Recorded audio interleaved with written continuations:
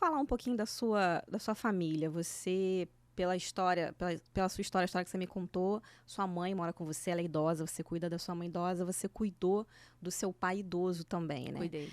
E como é que foi cuidar de dois idosos, assim, com esse quadro de depressão que você...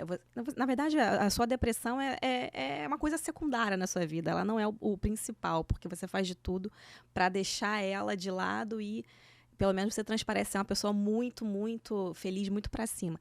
Mas como é que foi cuidar de dois idosos? Punk. Foi um circo. Exatamente. Eu quero que você fale sobre isso, que o seu Instagram tem muita coisa que fala sobre isso. E para ajudar também outras pessoas, tem muita gente passando por essa situação, enfim.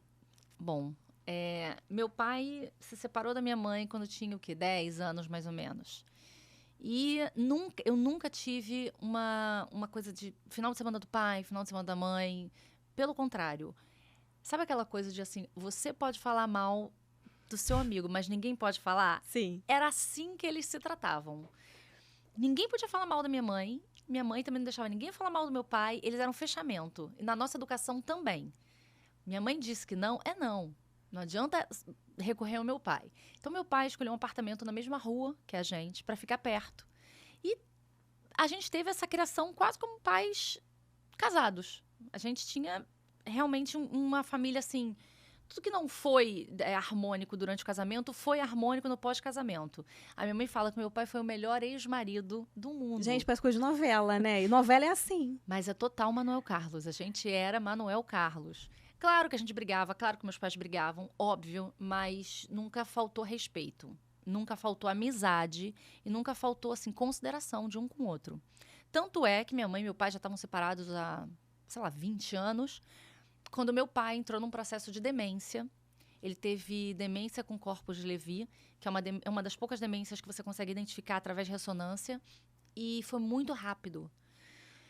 E eu falei, pai, não dá mais pra você ficar. Eu encontrei meu pai caído em casa, porque eu sempre dava uma passada lá, eu falava com meu pai umas 2 vezes por dia, todo dia, e passava por lá para pegar o metrô e ir pro escritório. Falei, cara, ele não atende, vou lá, encontrei meu pai caído, ele tinha tomado um tombo. Falei, não dá mais pra você ficar sozinho. Aí, não vou morar com ela, minha mãe, não vou morar com ele, não querem. Eu falei, gente, olha só, vou falar uma coisa pra vocês, pobre mora junto, tá? Você não quer morar com ela não quer morar com você, mas você também não dá pra você pagar uma cuidadora só pra você também já tá se encalacrando aqui no condomínio, etc. Vamos botar todo mundo na mesma casinha. Eu já morava no mesmo prédio, canceriana agarrada, né? Não consigo largar. Botei papai pra morar com a mamãe. Papai foi morar no meu quarto, mamãe continuou no dela. Aí cada hora vinha um na minha casa. Olha, seu pai tá fazendo isso. Ó, sua mãe faz a comida ruim. Olha, isso aqui. Botei um cuidador também, porque isso é muito importante. A gente acha que a gente vai dar conta de tudo. Eu sou a rainha de achar que eu vou dar conta de tudo. Não dou. E aí, dá-se a merda.